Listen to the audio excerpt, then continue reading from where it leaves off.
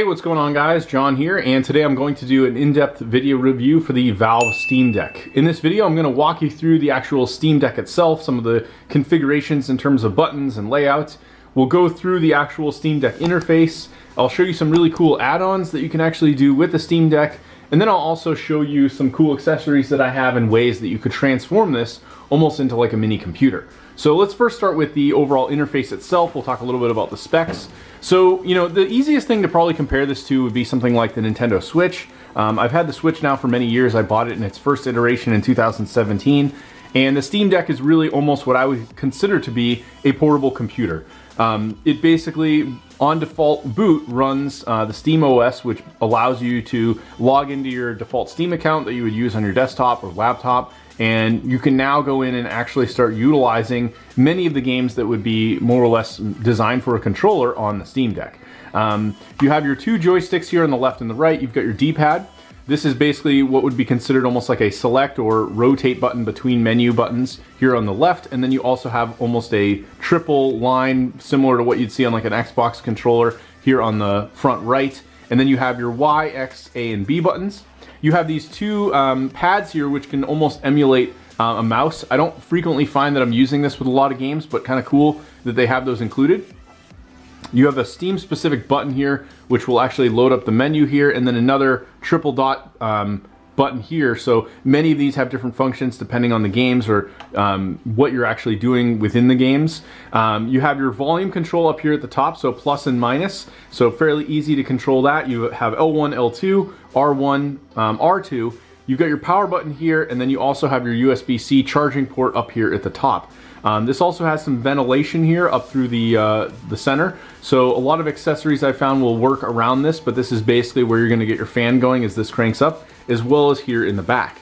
Additionally, you have an R4, R5, as well as an L4 and L5 here in the back. So this has more than enough buttons. The ergonomics of this, you know, just using it for several hours, if I was sitting playing, whether or not I'm like in a plane or just hanging out on my couch, it's very, very comfortable.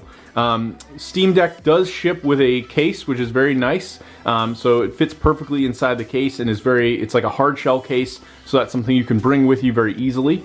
In terms of expandability, you have a couple options here. You can buy the Steam Deck with base storage that will start out around, I believe, 64 gigabytes, and then it ranges up. But you are going to end up, you know, going a little bit more in terms of what you expect to you know, spend on this if it's something you're going to go with upgraded storage. I decided to opt for the smaller storage size in the deck and actually just get a micro SD card at 512 gigabytes that I could just insert here into the base.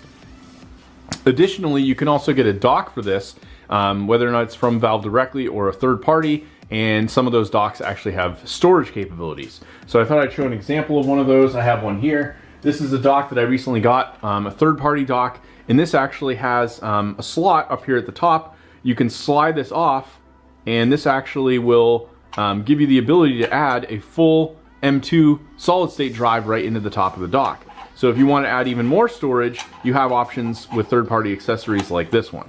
So pretty cool. Another thing that's really nice about some of these third-party accessories that work seamlessly with the dock is this basically plugs in through the USB-C port on the top. This more or less gives me the capability.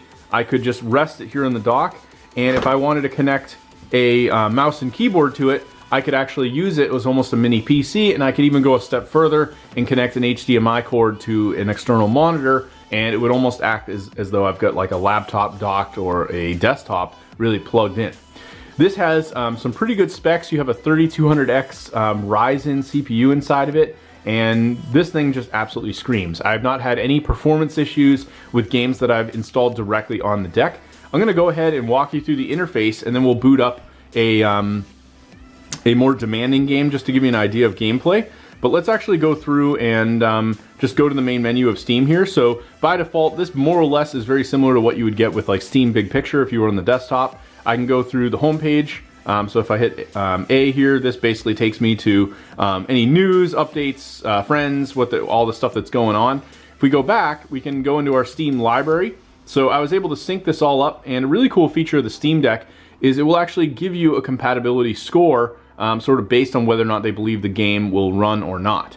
So you can see, like for example, Alan Wake, it gives me a green checkbox. If I hit A, I can actually install this. I have all the game info, how much I played it, and if you go over to this game info tab, it actually will tell you if it's Steam Deck verified. So I can go into details and it will let me know that all functionality is accessible when using default controller.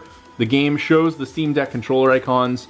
The in-game interface text is eligible to read, legible on the Steam Deck, and the game's default graphic configurations also perform well on the Steam Deck. So this means that you're going to have full compatibility and everything is verified and you're not going to run into any issues running this title at all. Now if we actually go back, I'm going to go to all games and I'm just going to find a random game here. So 7 Days to Die, you can see, gives me this yellow exclamation point. So if we go to this, this game basically is what they consider playable. And then they'll give you remarks as to maybe what could be an issue when you go to load these games. So you can see with this one, it says, this game's launcher setup tool may require the touchscreen or virtual keyboard, and it may have difficult to read text, but everything else is fully compatible. So it's playable, but you may have to, you know, kind of work around some of the pieces here. I was able to load up a old school remaster of one of the Final Fantasy Pixel Remaster games, which those originally came out in the 90s. So it was kind of obscure for me to think, oh, it's not going to be compatible. But there's actually some scenes in the game where you have to name the characters, and that requires the keyboard. So in order to do that, Steam Deck will actually launch a virtual keyboard and you can literally touch the screen, or you could plug in an external keyboard through like a dock and you could do it that way. But ultimately I was able to play it just fine despite the playable feature here and maybe it giving me some warnings.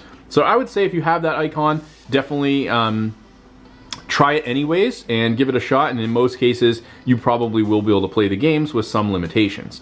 Now if we actually go back, we may be able to find some games. I don't know if I have any here specifically off the top of my head, but there will be certain ones. So Age of Empires 2 here, for example, if we load into this, it actually gives me a crossed out icon and it will say unsupported. So it says Valve is still working on adding support. So that doesn't necessarily mean that the game won't work, but they haven't actually confirmed its availability or it's verified as a playable game. So these are going to be a little bit more of a mystery. And then you will find other games. So if I go back to, let's see, I'm just going to back all the way out here.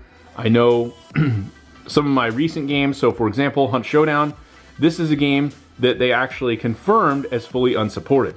So if we go in here and go to details, it says the game's anti-cheat is not configured to support Steam Deck. So you know for a fact that this game will not actually run on the Steam Deck. So you will have some full limitations with games, but generally most of the games you're going to be playing on this will be controller based and you should have full support.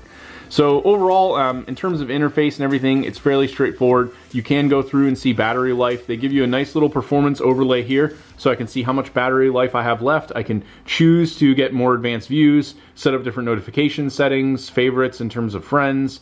You have all your standard settings here, airplane mode, Wi-Fi, Bluetooth.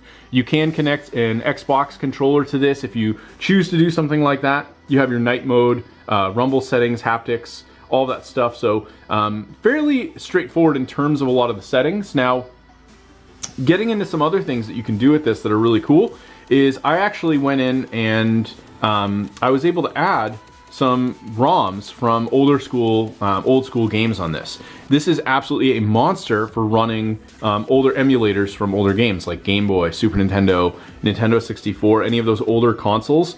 So I was actually able to go in and you can do research on this online, but I was able to add, if we go to my home page here and I go to library, I can actually go to basically this collection setting, and this basically created, I just added games from Game Boy, Game Boy Advance, Game Boy Color, and Super Nintendo. So I can actually load in here, let's do like Super Nintendo for example, and you can see I was able to upload cover art. You will obviously need to connect this to a PC to do a lot of this, and you'll have to go into what's called Steam Desktop mode. I'll show you that here in a little bit after we do a demo, but let's actually boot up, we'll boot up this ROM game, and then I'll actually show you a more graphically intense game just to show you a little bit of a comparison here. So this again should work pretty well. I guess this one, for whatever reason, is saying it's downloading. Maybe it had a small update of some kind through the emulation software. So it's already booting. This will go in pretty quick. And this puts like little graphics on the side, because traditionally when you're playing a game like this, back in the day, it would have been on a CRT. And these games work really, really well. No issues with like smoothing, anything like that.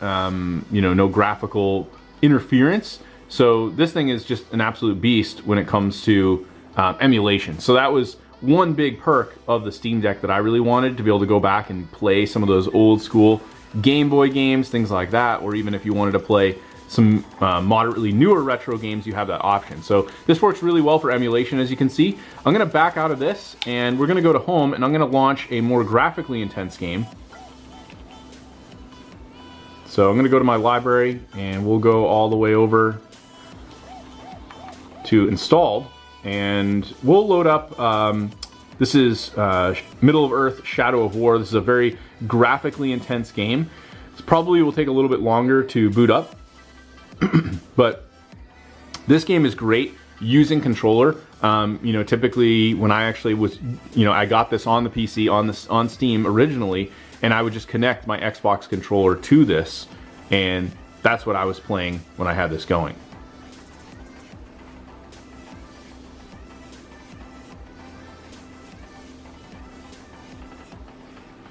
Now, this particular game was actually so large that I had to load this on the micro SD card, whereas other games, you know, you're not necessarily gonna be able to fit them on like the base storage. So this was a game that was just too large. I think it was over 50 gigabytes. I didn't really have enough storage space, so I had to get a micro SD card to do it.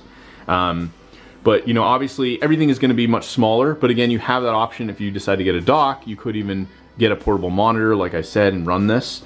But overall, I've found so far, you know, playing some of these more demanding games like Elden Ring, things that are a little bit newer, more graphically intensive, I have not had any problems at all. And overall, just using the controller for a while with the default configuration without doing anything fancy to it, I'm able to continue to play and not feel discomforted over a period of time, whereas I felt that with the Switch and maybe similar types of gaming consoles, things like that, where they are portable.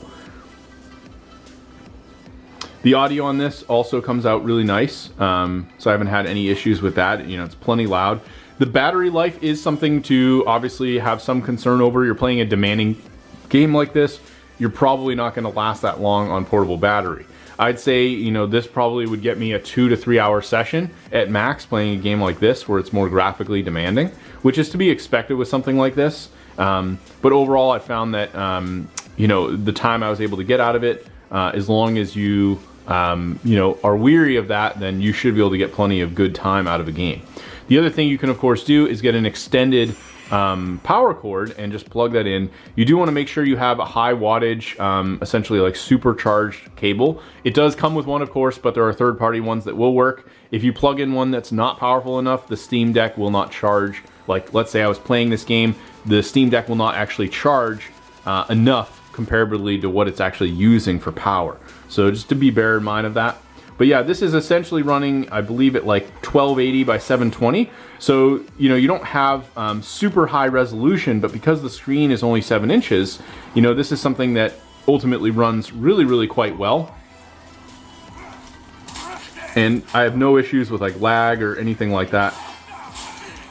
Gameplay is very smooth and it's easy enough to play and just run through. So anyway, thought I would do a quick video review, give you guys some idea of what to expect.